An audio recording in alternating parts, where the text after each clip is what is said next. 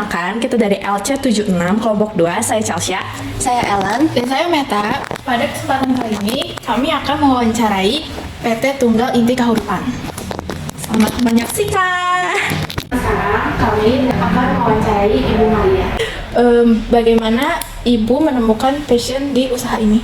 Sayanya atau perusahaannya? Perusahaannya. Oke, jadi sebenarnya passionnya itu ditemuin bukan sama saya, tapi sama ownernya. Karena bisnis ini kan turun temurun ya dari mulai orang tuanya, terus dari kakeknya, orang tuanya sampai sekarang dilanjutin sama keluarganya gitu. Nah, passionnya kenapa di F&B? Pada dasarnya itu lebih ke pemegang pertamanya atau kakeknya itu membuat satu menu si Mari Biskuit itu yang dijajakin dulu tuh masih kecil banget, kalau nggak salah 1950-an, dijajakin secara kecil di pasar, akhirnya bisa seperti sekarang gitu. Lalu untuk motivasi untuk membuat bisnis ini tuh dari mana motivasinya? Kalau motivasi membangunnya saya nggak tahu, karena kebetulan mendiangnya udah nggak ada nih. Cuma memperbesarnya lebih ke apa yang udah dibuat dari zaman yang terdahulunya, mendiang papanya dibesarin dan berkembang dari yang pertama Tunggal Biskuit. Itu dulu awalnya mungkin menyediakan produk oleh-olehnya si Bandung ya. Terus abis itu dia berkembang ke Tunggal Bakery gitu. Jadi kan kalau biskuit itu, snack itu kan dipakai buat cemilan sehari-hari. Akhirnya apalagi sih selain cemilan kan yang namanya bisnis itu kan ekspansi atau berkembang. Dikembangkan menjadi si Tunggal Bakery yang akhirnya lahir jadi Bolu Bakar Tunggal. Gitu. Lalu bagaimana melaksanakan analisis kelayakan supaya produknya itu bisa diterima di banyak orang? Oke, analisis kelayakannya untuk maksudnya yang ditanya ini ketika bikin varian barukah atau bikin produk barukah atau misalnya bikin bisnis baru?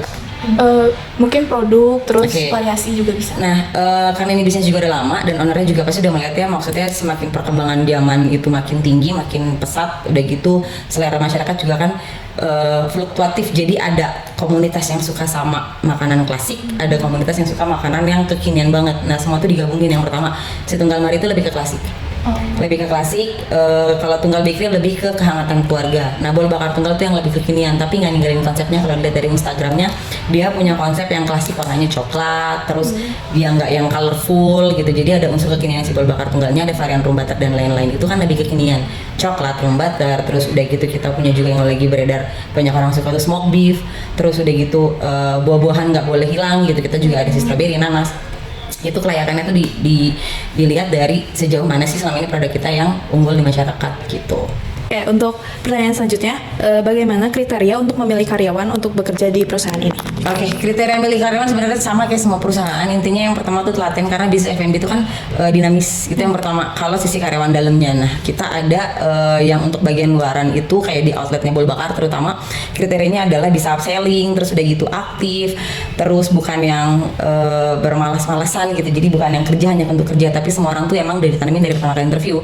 Jangan cuma bergantung sama satu pekerjaan ini gitu. Jadi kalau kita ngajarin A, belajar lagi yang B dan C gitu. Kriterianya sama sampai semua perusahaan kayaknya. Oke, untuk selanjutnya, apa jenis model bisnis? F&B, food and beverage, tapi lebih ke snacking atau makanan ringan yang bisa dimakan kapan aja.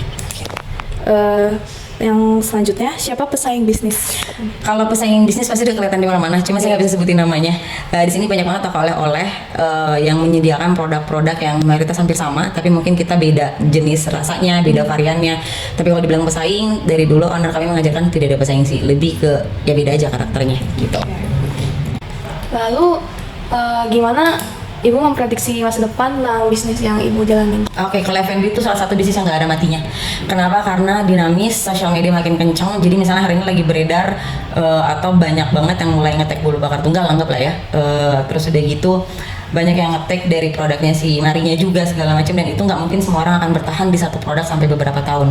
Tapi gimana kita melihatnya kalau kita punya 10 varian rasa, apakah kita harus bikin jadi 16 atau ngedevelop varian baru tapi dengan variasi yang baru, kan berbeda tuh. Nah, kita ngeliatkan 10 tahun ke depan, sebenarnya kalau ngelihat dari zaman sekarang 2-3 tahun tuh cepat banget. 2021 adalah Covid, semua orang tuh kencang banget sosial media. Kenapa? Karena nggak tahu pada mau ngapain. Tapi akhirnya di sosial media itu kencang banget. Kenapa? Semua orang jadi lihat sosial media, lagi lihat makanan yang viral. Gimana kita memanfaatkan momentum, mungkin yang Covid kemarin kita banyak yang viral tahun ini, dan kayak dari tahun kemarin udah mulai banyak yang keluar. Gimana caranya kita ngeluarin apa yang viral kemarin gitu. Jadi mempertahankan itu aja. Kan ada, tadi Ibu sebut ada Mari Regal yang gosong. Mari Tunggal. Oh ya. Mari Regal justru itu. Nah, itu kan biasanya tuh orang takut gitu lah kalau produk yang dibikin itu kalau gosong kan banyak kan bilang gagal. Tapi kenapa malah bisa jadi peluang bisnis di sini? Nah, ada beberapa orang yang mungkin ngeklaim kalau mari tutung itu bagus untuk sakit A, untuk sakit B. Tapi yang bisa kita informasikan kalau mari tutung kita itu kandungan gulanya tidak ada dan tidak ada ya, tapi tidak sebanyak kandungan yang biasa. Nah, biasanya orang yang punya kelemahan akan satu alergi gula atau alergi yang lainnya bisa makan itu. Gitu, itu yang jadi penolong, bukan penolong, itu yang jadi kunci kenapa mari tutung itu bisa disesuaikan orang. Dan mayoritas sama yang suka adalah mungkin kalau kata orang adalah orang yang udah berusia matang ke atas, tapi sekarang jadi anak sekarang mayoritas kan lebih ke FOMO ya, lebih ke FOMO atau kayak mari gosong pengen coba dong gitu. Tapi akhirnya mereka bisa ngasih ini nggak terlalu manis gitu. Dan banyak yang lagi mulai hidup sehat, cobanya mari tutung dibanding mari yang biasa. Bukan berarti mari biasa itu lebih banyak gula, tapi kandungannya pasti akan berbeda. Lalu pertanyaan terakhir, gimana cara ibu ngeyakinin orang-orang kualitas produk ibu itu beda gitu sama yang produk-produk di luaran yang lain? Oke. Kenapa bisa beda? Karena barang yang kita kasih owner kami dari dulu selalu berpikir kalau even harga itu naik, mendingan harga kita naik daripada nurunin kualitas. Jadi yang dijaga adalah kualitasnya. Gitu. Baik ibu, terima kasih sudah meluangkan Sama waktu. ada Ellen, ada Chelsea, sama ada siapa? Saya Meta. Meta yang boleh. Iya. Permisi Pak, maaf ganggu waktunya sebentar. Izin wawancara sebagai konsumen PT Tunggal ya Pak. Apa yang buat Bapak memilih produk dari PT Tunggal ini Pak? Karena produk tunggal itu banyak macam-macamnya ya, beraneka ragam, jadi kita bisa bebas milih sendiri. Supaya untuk cemilan di rumah atau buat oleh-oleh juga bisa, atau buat ngasih ke orang juga boleh. Oke baik Pak, terima kasih atas waktunya. Sekian wawancara dari kami. Terima kasih sudah menonton. Bye-bye.